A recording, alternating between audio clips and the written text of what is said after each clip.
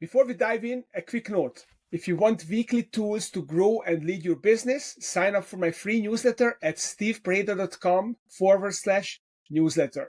Good day, dear listeners. Steve Preda here with the Management Blueprint podcast. And my guest today is Pál Jalsovszky, the owner of the Jalsovszky Law Firm in Budapest, Hungary, which is the fastest growing commercial law firm there, with a special focus on tax and the mergers and acquisition law.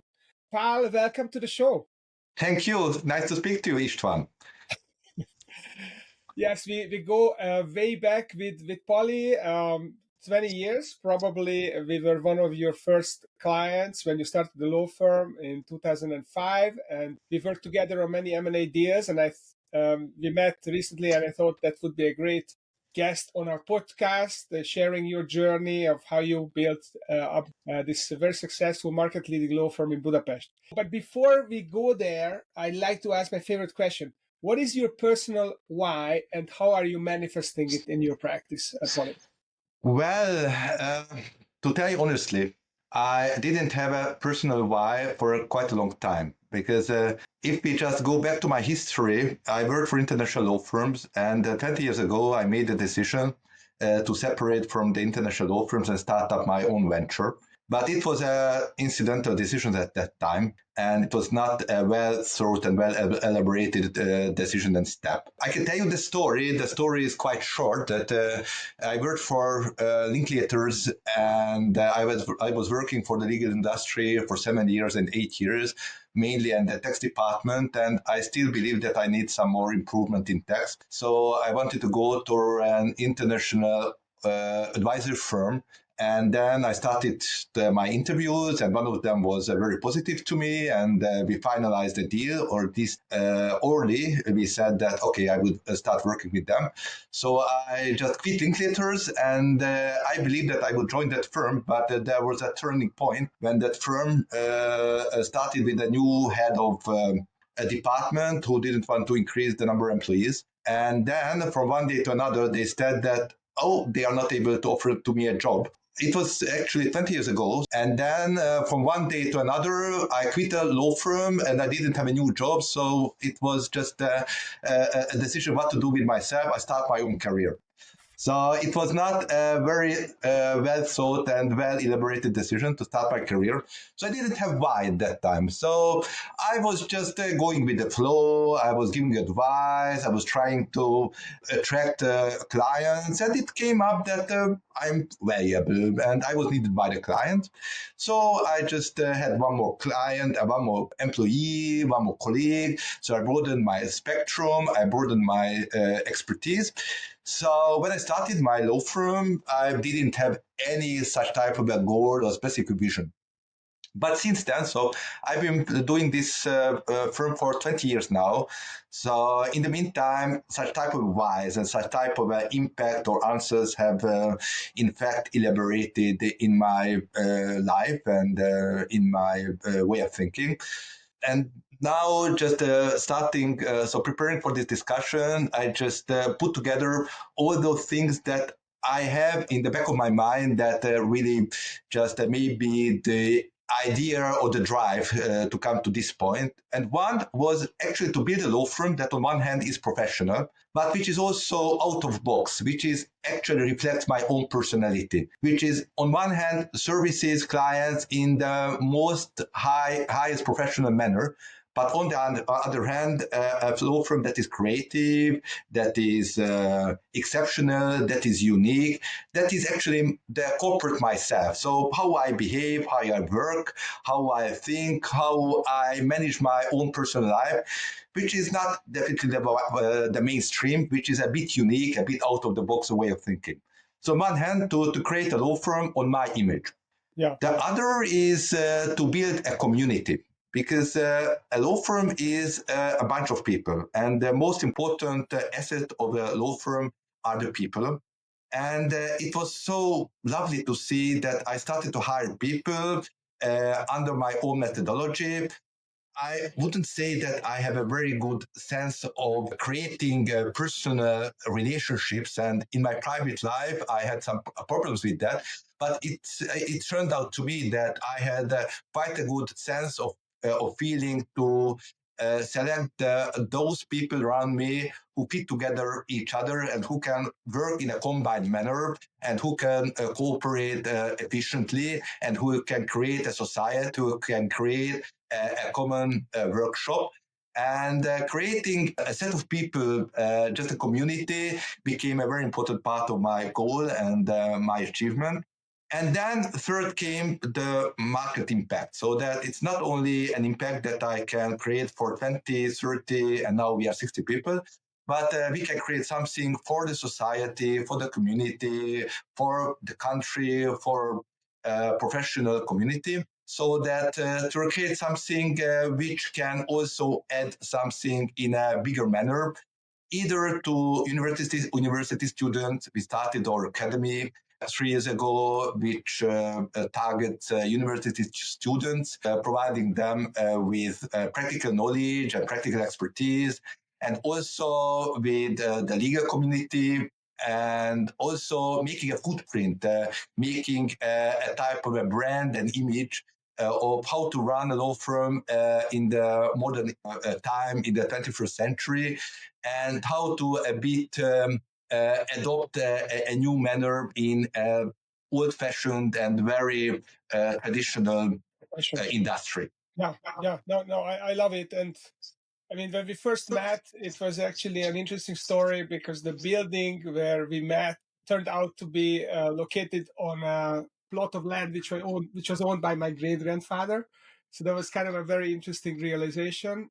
But what really struck me when we first met was that you were a really good listener and you were very thoughtful how you gave advice, and you had some really good out of box ideas. At the time it was the tax structuring for an M&A transaction, and I was very impressed with your creativity there. And then we started working together on different projects. And I remember you hiring some people who were kind of picking things up and really following in the style that you introduced. So what I'd like you talk more about at this point is your process. So how is your approach different, and what is it that you do differently? And you talked about being providing straightforward legal advice. Maybe you can call it the straightforward legal advice framework.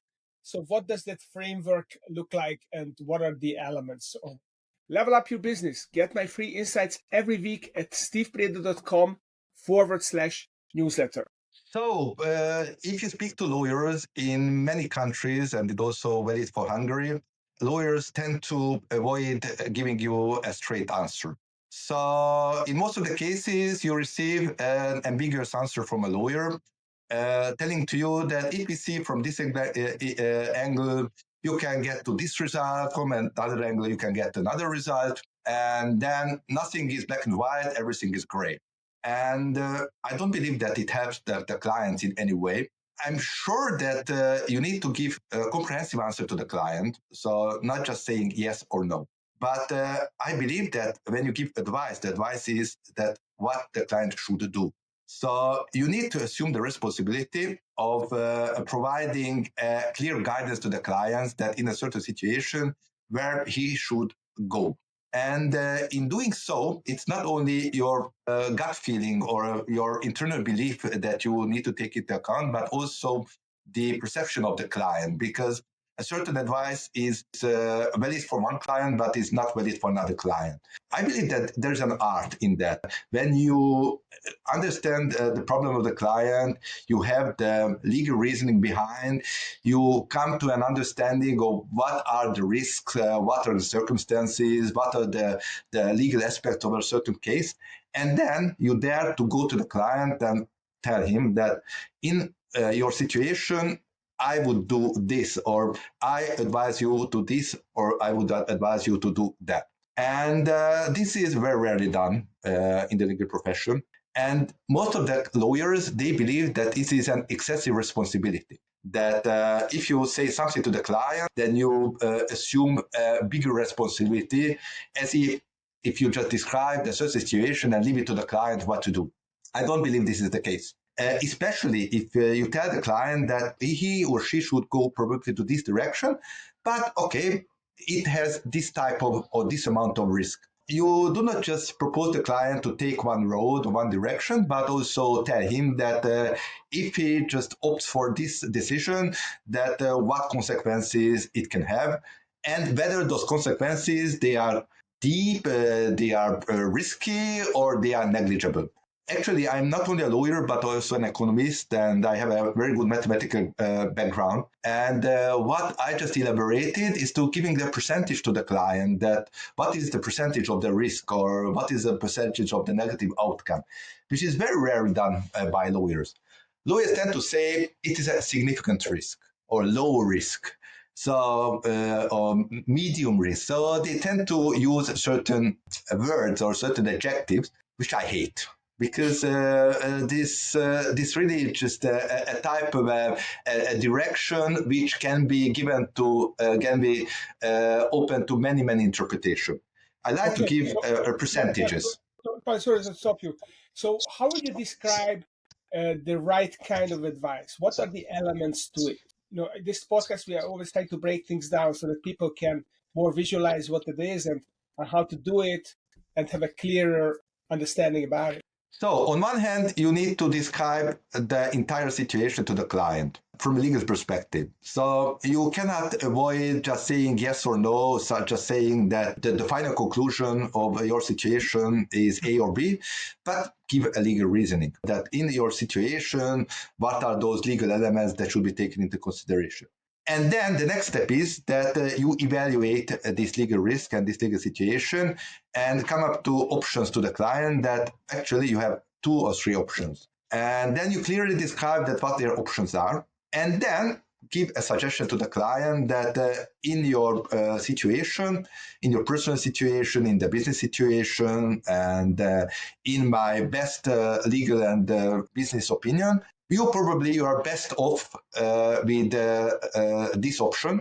Okay, this option we have this and this risk, but those risks can be mitigated, or they have just a low profile, or they are not substantial. But yeah, you should build up on one hand an understanding of the client that what his or her legal situation is.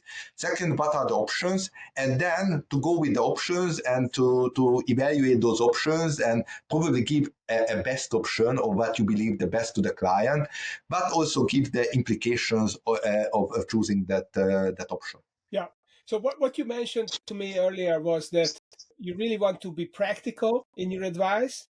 So not a theoretical, but a really practical approach that can be implemented.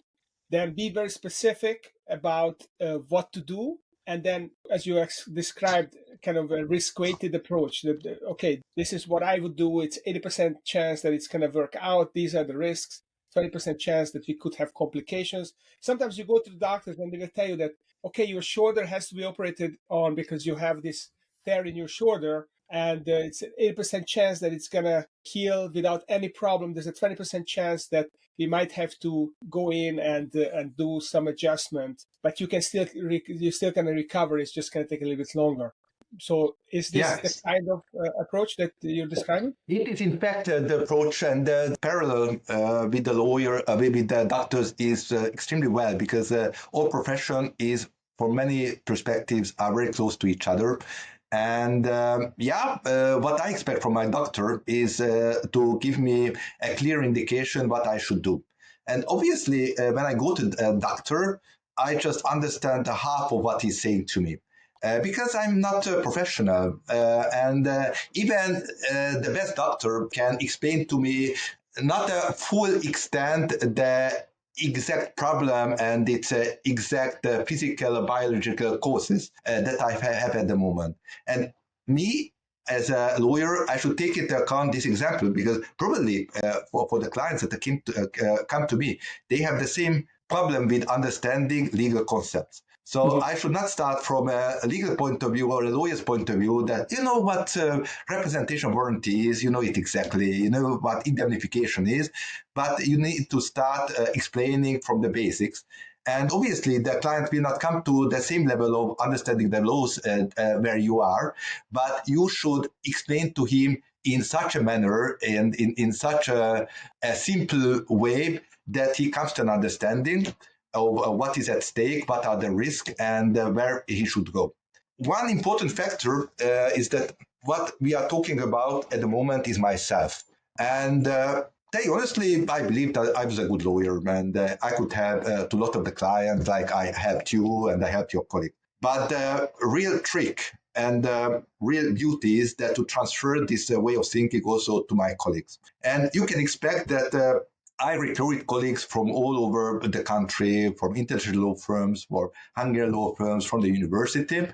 And what was a real challenge is to train those lawyers to have the same mindset that I have.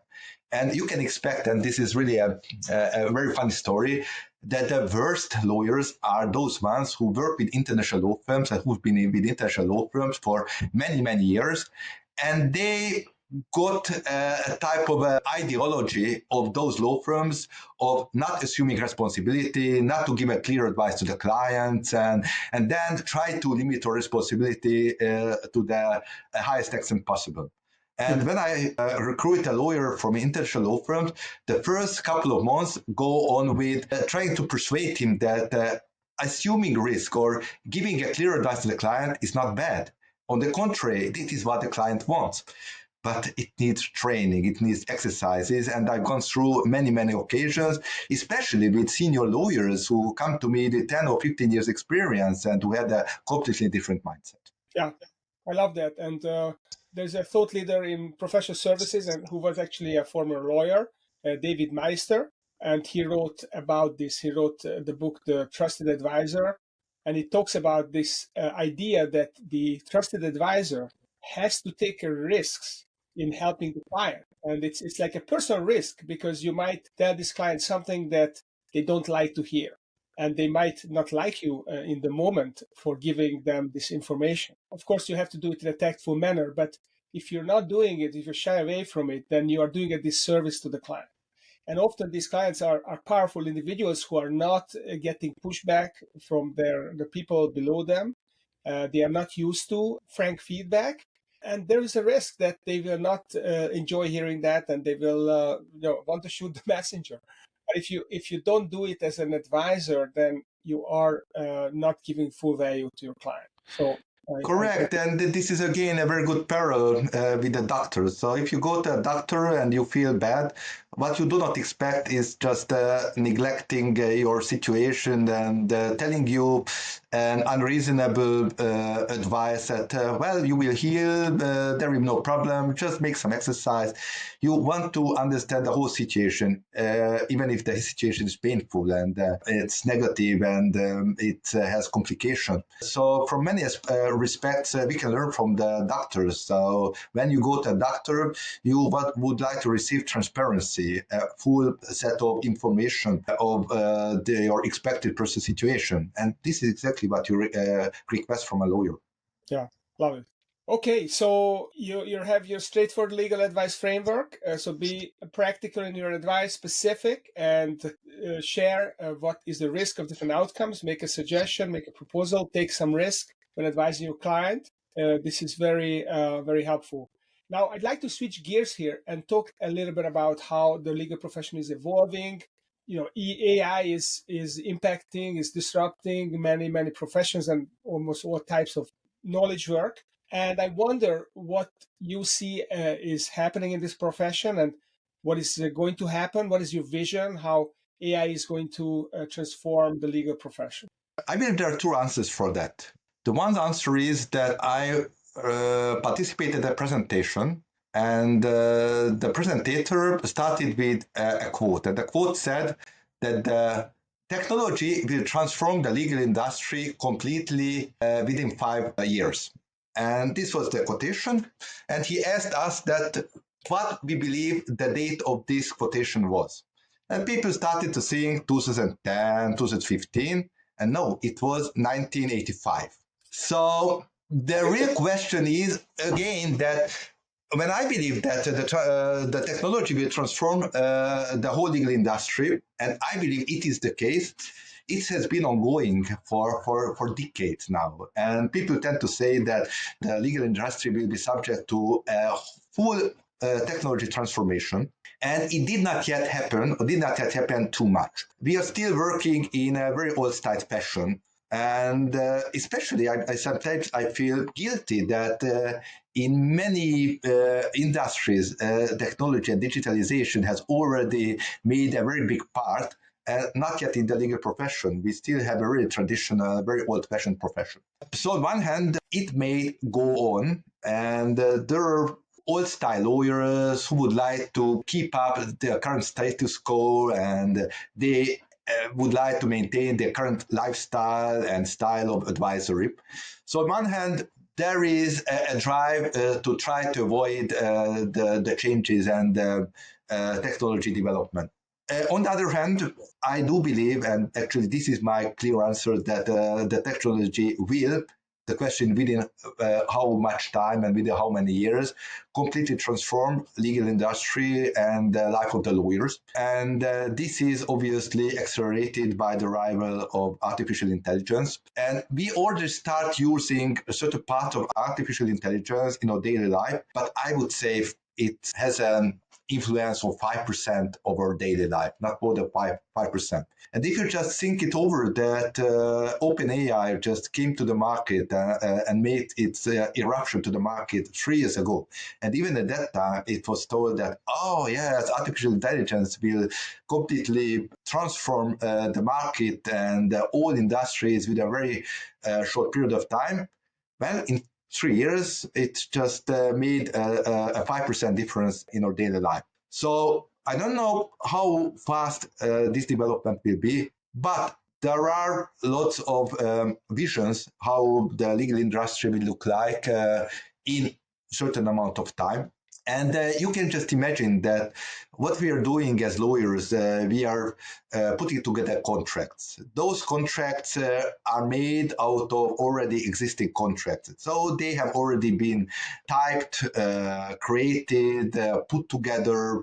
And this is an exercise that sooner or later can be taken over by artificial intelligence. The analysis of laws, analysis of pieces of law, analysis of court decisions, it's again something which is at the moment the prerogative of lawyers, but in a couple of years' time, it will be taken over by AI. And the AI is developing so fast that in 1 or 2 years, I believe an AI will give me a better summary of certain legal regulations or court decisions than a trainee lawyer.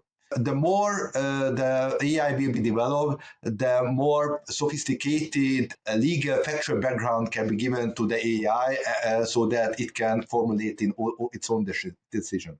The third issue or the third territory is due diligence exercises. So at the moment, what we do with due diligence, we receive thousands of pages of documents we need to review, and there are humans in front of the computer. They are reviewing, they are trying to pinpoint the intricacies or the pain points or the red flags in company documentation. And then with hundreds, 200, 300 hours of job, we are putting together a due diligence report. And on one hand, this can be replaced by computer and by artificial intelligence. And the second, I believe in a short time, artificial intelligence will be more accurate than a lawyer. So probably in a couple of years' time, I will be more confident with the AI than with a junior trainee lawyer who has been given a certain type of training. He has already had a little bit of experience, but its knowledge and its capability to review documents will be far from the competence of AI. So where it will lead? It will lead to a lower demand for junior lawyers. So the junior lawyers' work will transform, which will create a lot of problems for law firms. And I can tell you just a couple of those. On one hand, this is the practical knowledge and training of young associates. So what we did so far is that we learned or we taught our junior associates at the charge of the client.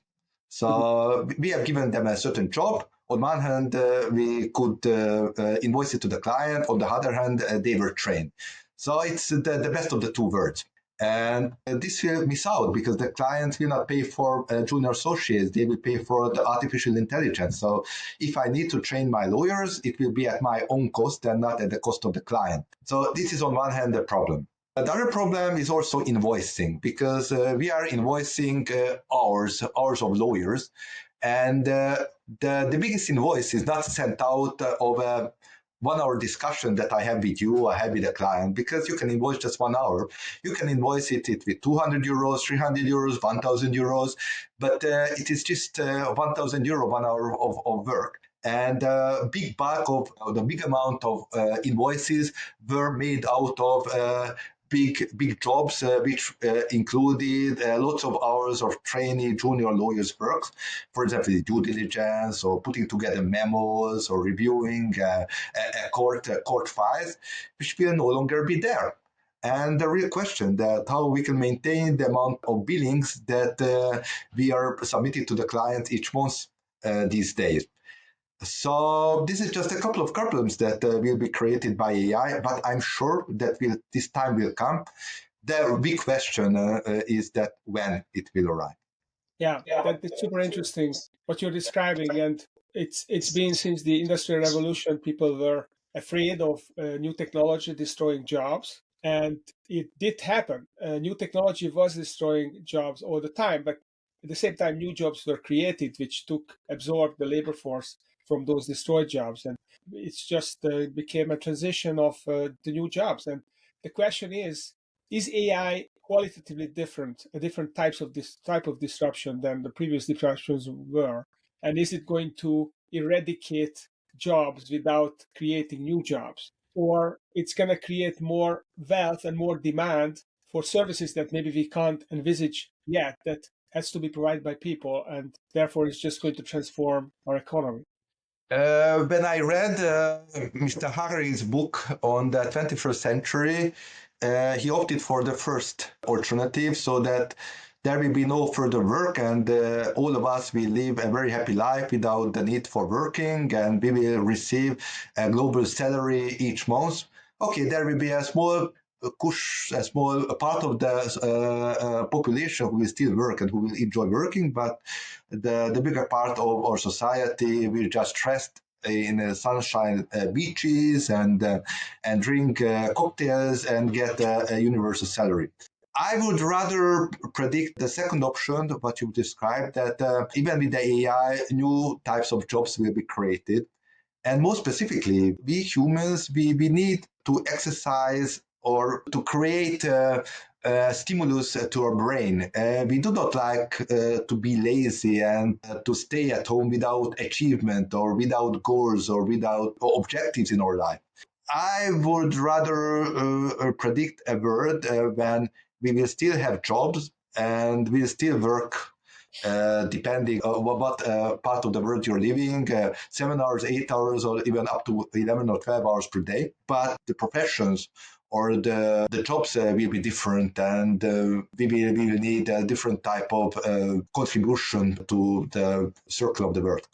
Yeah, I think we desire to have meaningful lives, and I mean, you can see it in societies where, for example, a lot of women don't join the workforce, or they quit early. They raise children, and then the children leave, and then they might not need a job because maybe are financially secure. But they are going to do, and they're going to do volunteer work. They're going to go back to college.